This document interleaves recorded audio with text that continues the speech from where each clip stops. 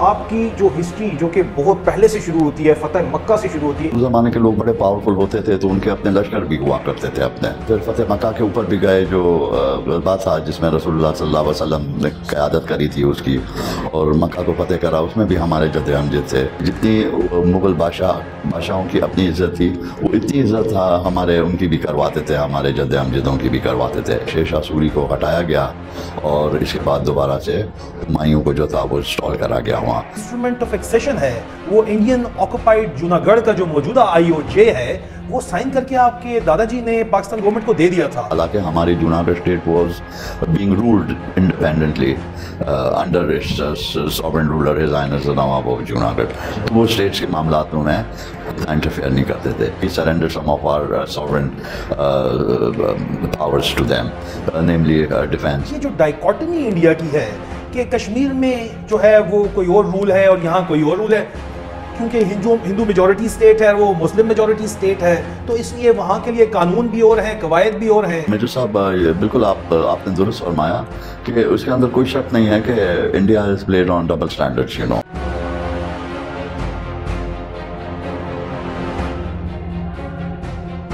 بسم اللہ الرحمن الرحیم. السلام علیکم ناظرین. کاؤنٹر سٹرائک کے ساتھ ہمیشہ کی طرح میں راجہ فیصل اور میرے ساتھ میجر عادل راجہ آپ کے سامنے حاضر ہیں، اور یہ بہت ہی اہم پروگرام کیونکہ ہم اس میں آپ کے لیے لے کے آئے ہیں ایک بہت ہی امپورٹنٹ انٹرویو. آج ہمارے ساتھ ہوں گے ہز ہائنس نواب محمد جہانگیر خان جی، جو کہ آج ہمیں بتائیں گے جوناگڑھ کے بارے میں کہ جوناگڑھ کا معاملہ کیسے سٹارٹ ہوا، اور پھر آنے والے وقتوں میں ہم نے کیا دیکھا کہ آن 15 سپٹمبر 1947 نواب صاحب کے جو دادا محترم تھے انہوں نے قائد اعظم کے ساتھ مل کے ایکسیشن کی پاکستان کے ساتھ، لیکن ایٹ دا سیم ٹائم جو بھارت کی طرف سے اقدامات کیے گئے جوناگڑھ کے خلاف وہ بھی ہم سب کے سامنے. ان کی ساری جو ڈیٹیلز ہیں وہ آج ہمیں بتائیں گے his highness nawab Mohammad Jahangir Khan ji. Welcome to Counter Strike, sir. Thank you very much, Major Saab, and thank you very much, Raja Saab. I'm most honored to be here with you today.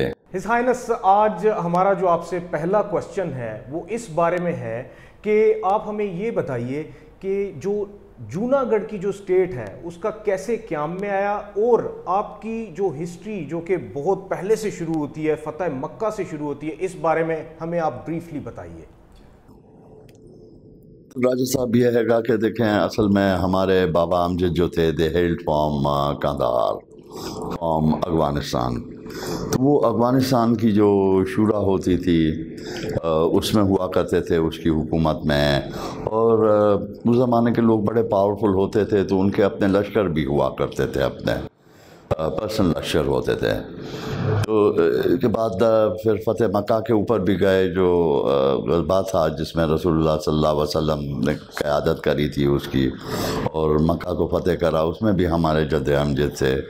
اور اس سے پہلے بھی میری جو اینسسٹری ہے ہم اس سے پہلے بھی لے جاتے ہیں، تو میرے پاس الحمدللہ حضرت آدم علیہ السلام کے زمانے سے میرا خاندان کا شجرہ موجود ہے میرے پاس. تو یہ ہوا کہ کندہار میں تھے یہ اس وقت، ہمارے ایک اینسسٹر تھے ان کا نام تھا Usman Khan Babi, because basically we belong to the Pashtun tribe of Babis. اور جب شیر شاہ سوری نے گدی لے لی ہمایوں سے، تو ہمایوں نے کیا کرا کہ وہ ہندوستان چھوڑ کے نکل گئے. اس کے بعد پھر انہوں نے گشت کرنا شروع کرا، اور یہ خراسان کے کچھ علاقے اور کرتے ہوئے وہ وہاں پہنچے کندہار میں. تو وہاں ان سے عثمان خان بابی سے ملاقات ہوئی، اور ان نے اپنا یہ بتایا کہ اب ہمارا جو ارادہ ہے وہ یہ ہے کہ ہم واپس جا کے دلی کو فتح کریں اور شیر شاہ سوری کو ہٹائیں اور اپنی واپس سلطنت جو ہے اس کو قائم کریں. تو وہ کسی طرح سے ان نے ہمارے اینسسٹر کو ان نے راضی کر لیا اس بات پر. تو انہوں نے کہا کہ چلیں ٹھیک ہے ہم آپ کے ساتھ چلیں گے.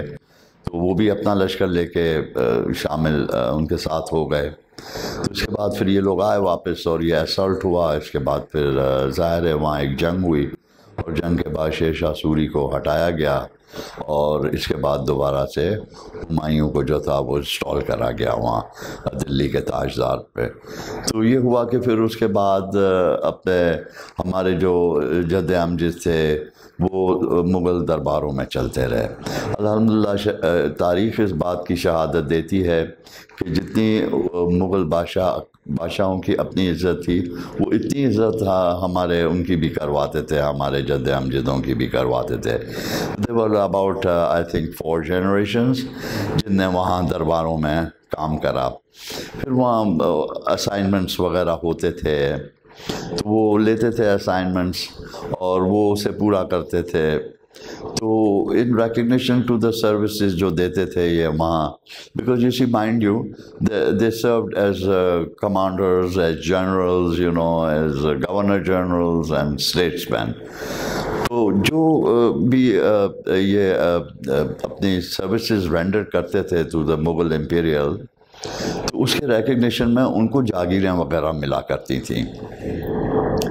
تو پھر یہ ہوا کہ جب مغل سلطنت کمزور پڑ گئی تو تقریباً 1735 تو یہ تھا کہ اس وقت پھر ایک ہمارے فور فادر سے جن کا نام تھا بہادر خان, تو ان نے کیا کرا کہ ان نے اپنے کہا کہ کیوں نہیں ہم اپنی یہ جاگیروں کو کا اس کو ایک اسٹیٹ بنا لیں. تو پھر 1700s میں یہ ارلی 1700s میں تو یہ اس کا یہ ہوا کہ یہ پروکلمیشن ہوا کہ we are going to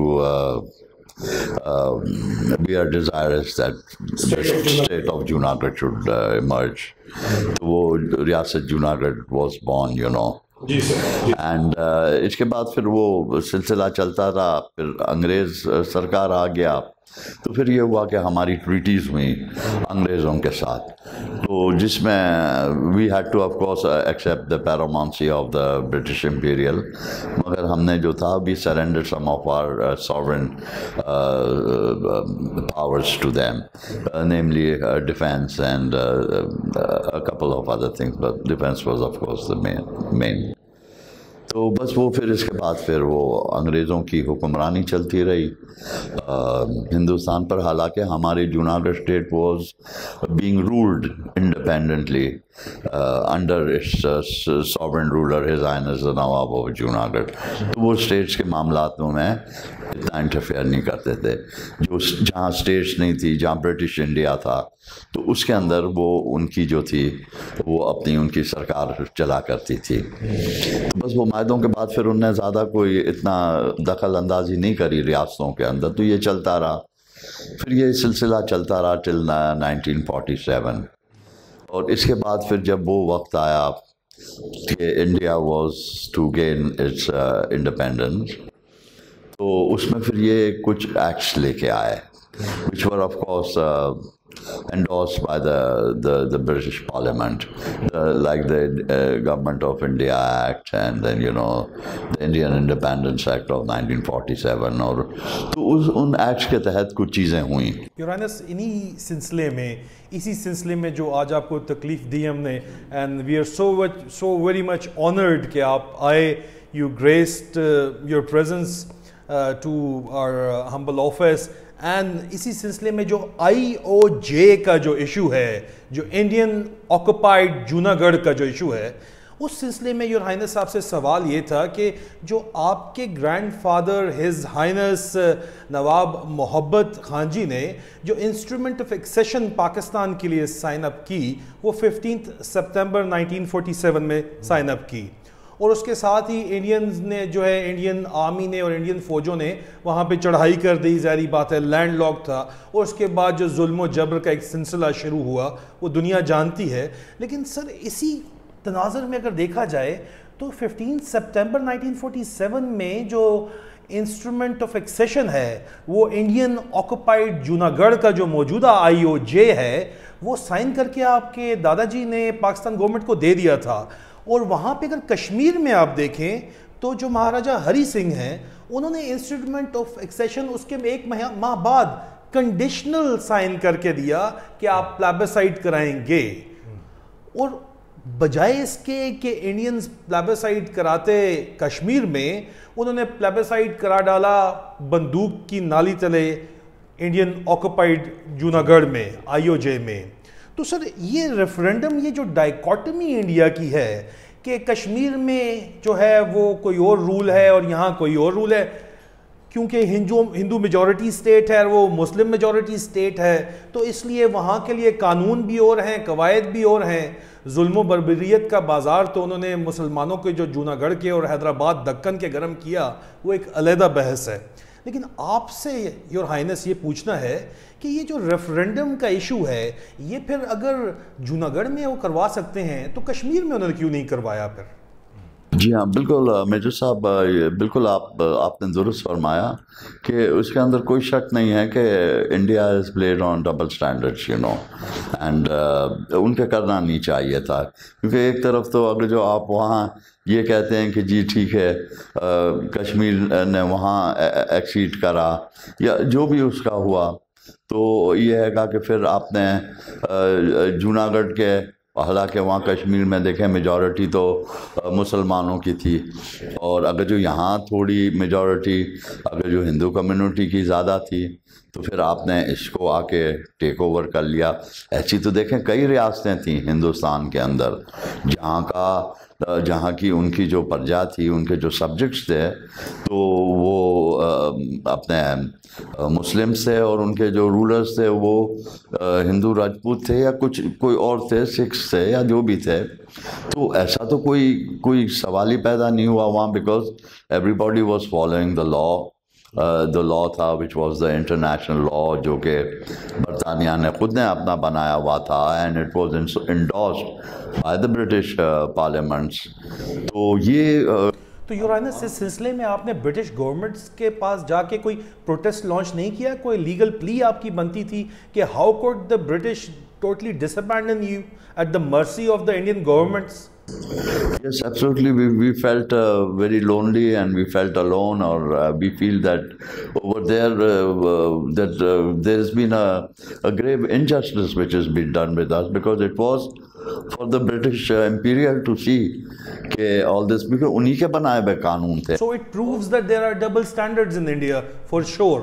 And your grandfather was very right in signing the instrument of accession in favor of Pakistan. Yes, absolutely, because دیکھیں یہ تھا کہ جو ہماری جو اسٹیٹ گورنمنٹ تھی which was called the State United State Council، اس میں representation تھا، representation of the Hindus as community as well as the Muslims۔ تو یہ ہوا کہ پھر جب ایکسیشن کا وقت آیا تو ان نے کیا کرا کہ ان نے ساری کمیونٹیز کا دربار بلایا، سب کو بٹھایا، اور انہوں نے کہا کہ دیکھیں ہم پاکستان کے ساتھ ایکسیڈ کرنے کا ہم ارادہ رکھتے ہیں، اگر جو آپ کو کوئی وہ ہو تو ہم چاہتے ہیں کہ ہم آپ کی سینٹیمنٹس کو اس طرح روندیں گے نہیں، ہم چاہتے ہیں کہ جو بھی ہے آپ کے سینٹیمنٹس جو ہیں آپ ہمیں بتا دیں۔ تو ہندو کمیونٹی نے یہ کہا، مسلم کمیونٹی نے کہا کہ یس نواب صاحب وی آر ود یو، تو ہندو کمیونٹی نے بھی یہ کہا کہ یس نواب صاحب ہم آپ کے ساتھ ہیں، because your forefathers has led us for 700 years and we repose our fullest trust and confidence in you, اور ہمیں اس بات کا یقین ہے کہ جو آپ فیصلہ کریں گے وہ ہمارے لیے اور ہماری آنے والی نسلوں کے لیے ان دا بیسٹ انٹرسٹ ہوگا۔ تو پھر اس کے بعد نواب صاحب نے جا کے یہ پاکستان کے ساتھ الحاق کرا۔